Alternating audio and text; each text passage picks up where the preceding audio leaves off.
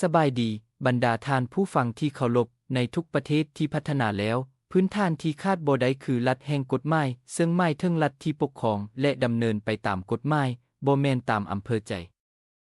สำหรับสปป.ลาวกงจักสำคัญที่เป็นทางสถาปนิกผู้ออกแบบและเป็นทางเศร้าค้ำของระบบกฎหมายนั้นก็คือกระทรวงยุติธรรม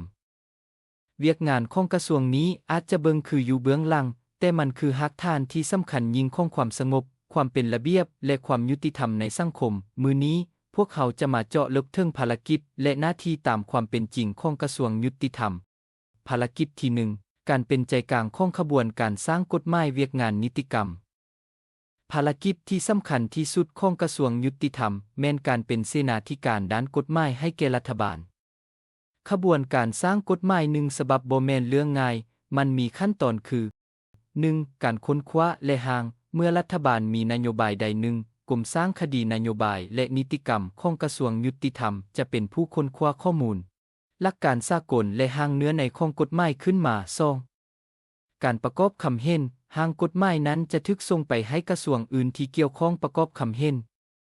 กระทรวงยุติธรรมจะทำการกวดกาความสอดคล้องของหางกฎหมายนั้นกับรัฐธรรมนูญและกฎหมายอื่นที่มีอยู่แล้ว 3. การเสนอรับรองหลังจากปรับปรุงแล้วกระทรวงยุติธรรมจะเสนอหางดังกล่าวผ่านรัฐบาลเพื่อนำเข้าสู่การพิจารณารับรองของสภาแห่งชาติภารกิจนี้คือการรับประกันว่ากฎหมายทุกฉบับที่ประกาศใช้มีความรัดกุมถูกต้องและสามารถปฏิบัติได้จริงภารกิจที่2การเฮ็ดให้กฎหมายมีชีวิตเวียกงานเผยแพร่กฎหมายที่ดีแต่ประชาชนบ่ฮู้จักก็บ่เกิดประโยชน์ฉะนั้นกระทรวงยุติธรรมจึงมีหน้าที่สำคัญในการเผยแพร่กฎหมายสู่สังคมตัวอย่างเช่นการจัดพนักงานวิชาการลงไปเผยแพร่ให้ความรู้ด้านกฎหมายอยู่ขั้นบานขั้นเมืองการพิมพ์ปึ้มคู่มือกฎหมายต่างๆเป็นภาษาที่เข้าใจง่ายการนำใช้เว็บไซต์และสื่อสังคมออนไลน์เพื่อให้ประชาชนโดยเฉพาะคนรุ่นใหม่เข้าถึงข้อมูลได้สะดวกภารกิจที่3การสร้างพื้นฐานของตัวตนทางกฎหมายเวียกงานทะเบียนสารนี้คือเวียกงานที่ใกล้ชิดติดแทดกับประชาชนที่สุดการจดทะเบียนเหตุการณ์สำคัญในชีวิตของเฮาเช่นการแจ้งเกิดการแต่งดองการหย่าร้างการรับรองบุตรการเปลี่ยนชื่อและการแจ้งตายล้วนแต่อยู่ภายใต้การคุ้มครองของกระทรวงยุติธรรมความสำคัญของมันคือใบแจ้งเกิดเป็นเอกสารยั้งยืนตัวตนเพื่อจะสามารถเข้าโรงเรียนเฮ็ดหนังสือผ่านแดนใช้สิทธิ์ปอนบัตรเลือกตั้งใบทะเบียนสมรสก็เป็นการคุ้มครองสิทธิ์ในทรัพย์สินและมรดกระหว่างผัวเมียภารกิจที่4การค้ำประกันให้ความยุติธรรมเกิดผลเวียกงานบังคับคดีแพ่งเมื่อศาลตัดสินคดีแล้วเวียกงานยังบ่จบตัวอย่างถ้าศาลตัดสินให้นางก็ต้องจ่ายหนี้คืนให้ท้าวคอแต่นางก็บ่ยอมจ่ายท้าวคอจะต้องไปยื่นเรื่องหน่วยงานบังคับคดีที่ขึ้นกับกระทรวงยุติธรรม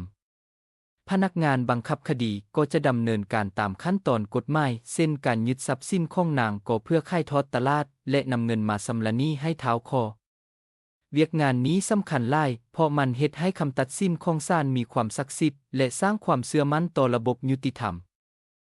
ภารกิจที่5การเชื่อมโยงขอบเขตการร่วมมือทางกฎหมายกับสากลในโลกยุคปัจจุบันปัญหาต่างๆมักจะเชื่อมโยงกันระหว่างประเทศกระทรวงยุติธรรมจึงมีบทบาทในการเจรจาและเฮ็ดสนธิสัญญาด้านกฎหมายกับต่างประเทศเช่นสนธิสัญญาส่งผู้ร้ายข้ามแดนสนธิสัญญาการช่วยเหลือซึ่งกันและกันทางอาญาเช่นการแลกเปลี่ยนข้อมูลหลักฐานการปรับปรุงกฎหมายภายในให้สอดคล้องกับบรรดาประเทศอาเซียนและสากล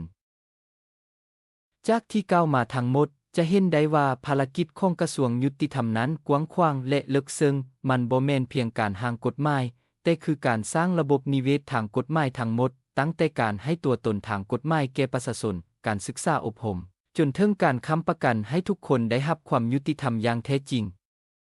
ทั้งหมดนี้ก็เพื่อเป้าหมายสูงสุดคือการสร้างชาติประเทศลาวให้เป็นรัฐที่ปกครองด้วยกฎหมายอย่างสมบูรณ์หวังว่าข้อมูลที่กล่าวมานี้จะเป็นประโยชน์บ่หลายก็น้อย